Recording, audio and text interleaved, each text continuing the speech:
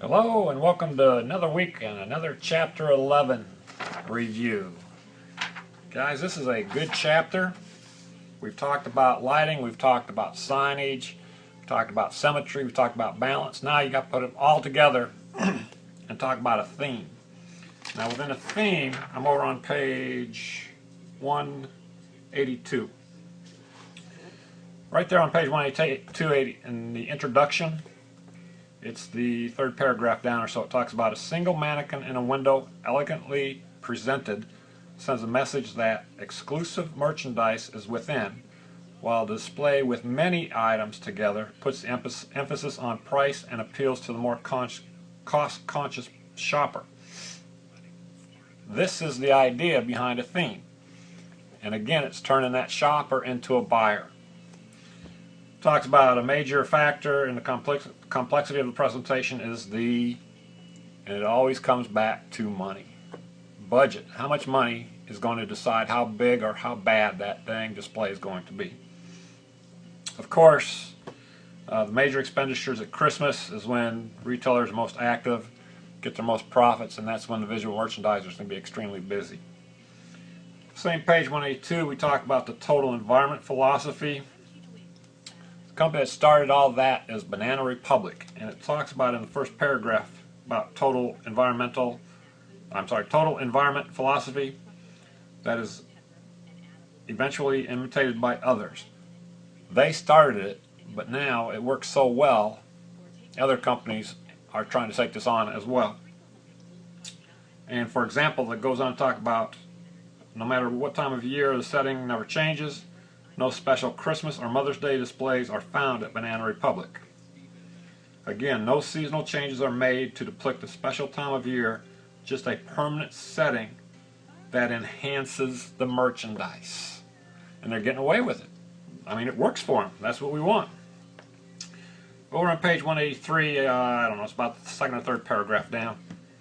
Although the total environment philosophy is a rule for many businesses, the vast majority of retailers still believe in changing their atmosphere seasonally. At Christmas, their windows and interior spaces are transformed into arenas of tinsel, glitter, snow, animated figures, and Santa Clauses. Then it goes on to say, when the leaves are about to turn from green to russet, the stores take on the colors and the textures of fall. So even though you have an environmental philosophy, doesn't mean you don't have to, or you can change seasonally. And you're going to find Christmas is going to be one of those seasons. And then it talks down on page 183, it starts talking about seasonal. Seasonal display will occupy the windows, and a specific merchandise to be featured are calculated by management to maximize sales. When do you put the display on? When do you take it out of the window or off the floor? It's up to management. It all comes around profits. Remember, you're to turn shoppers into buyers. And then it goes down to talk about summer. It says merchants introduce summer items as early as the day after Easter and usually no later than May 1st. But then, just two lines below that, it says, each store must decide upon the pace that fits its merchandising concept and image. Someone who specializes in winter sports gear, of course, would leave it out longer.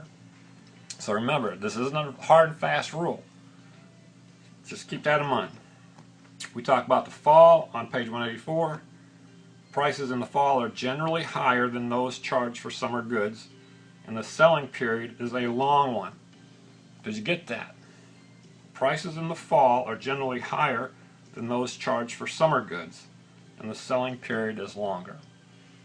The fall hits, people are willing to open up that checkbook. That's what we want, right? And it goes on, no matter what the time zone is, autumn always takes precedence. You can be in Miami, Florida. As soon as the leaves start turning in the north, people in Florida are going to see fall visual merchandising. On page 185, we start talking about winter.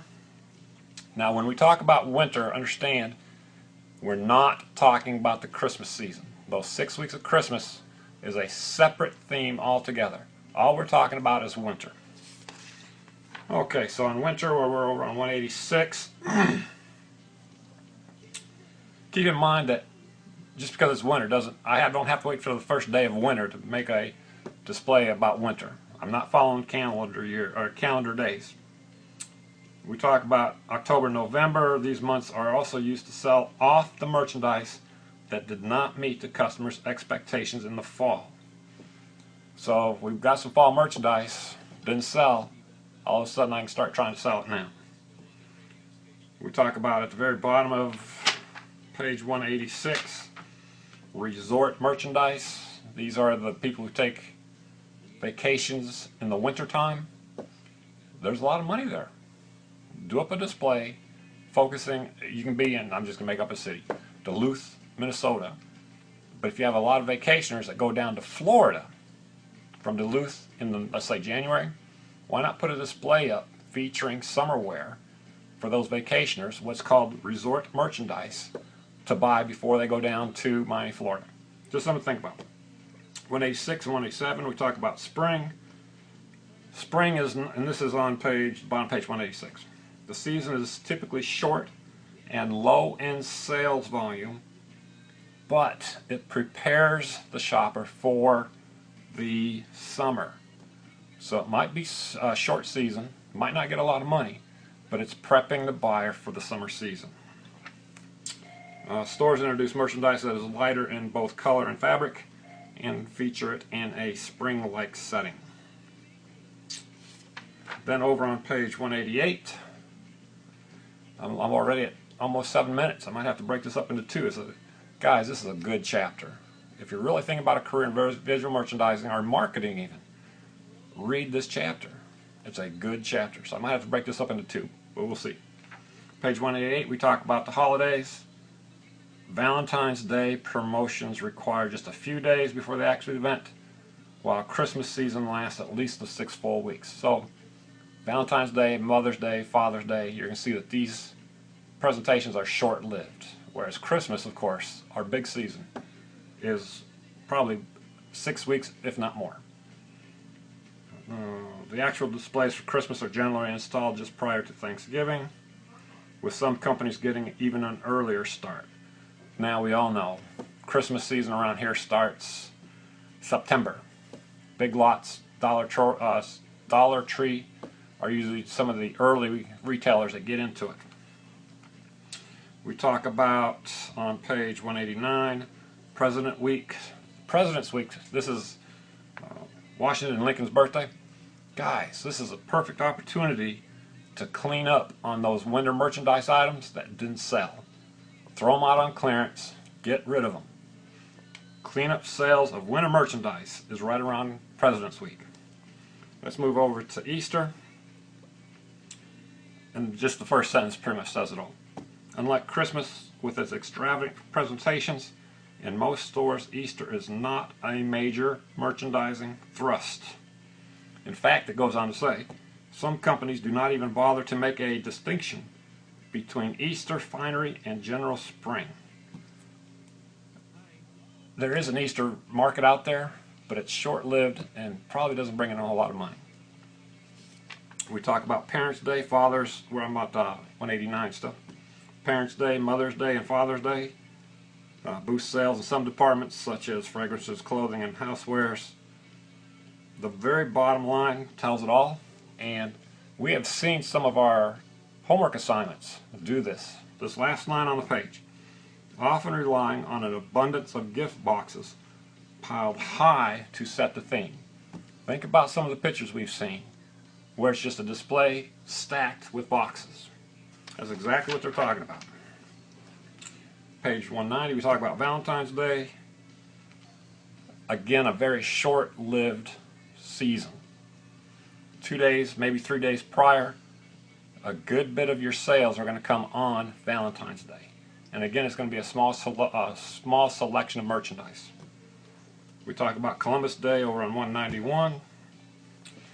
The thing you want to remember about Columbus Day is this is when you get those coats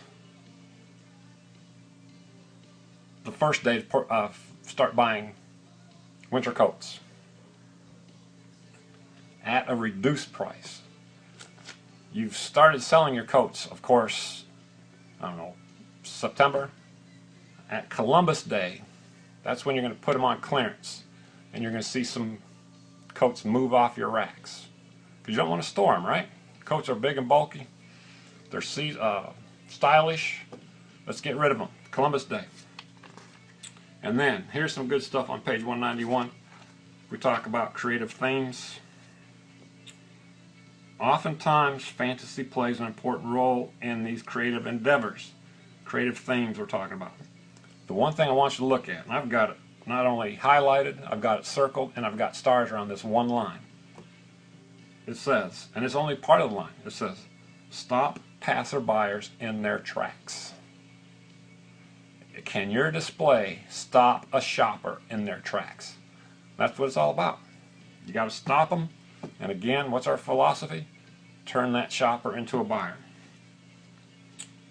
But then, the next paragraph down, right in the middle of the paragraph, it says, the shopper must not be puzzled about what the store is trying to sell. Have you ever looked at a display and could not figure out what the heck they were trying to advertise to you? What were they trying to sell to you? There was so much clutter around it, you never could figure out what the heck you were supposed to go in and buy. We talk about on the bottom of page 191, actually bottom of page 191, also the bottom of page 192. Institutional displays, concentrating on building an image for the store in the minds of the customers. A good example they talk about is at the bottom of page 192. They talk about, of course, September 11th, 2001. After that event, I can't think of a single store that didn't have some patriotic display in their windows. Now, were they actually trying to sell you something, or were they just trying to promote patriotism? I guess that would be up for you to decide. And what would you have done? If you're a visual merchandiser, would you have used that opportunity to sell items, or just to promote patriotism and start healing the country? What would you have done if you were the visual merchandiser? Now we get on to page 194. We talk about ensemble displays. It's to entice the customer to buy the total package rather than just one or two items. They talk about a tuxedo display.